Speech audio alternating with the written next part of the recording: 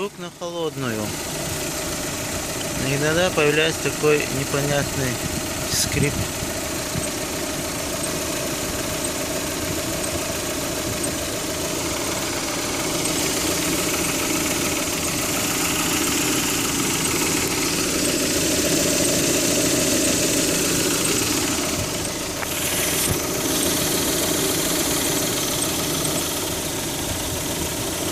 Но это точно не этот ролик генератора, не ролик натяжителя.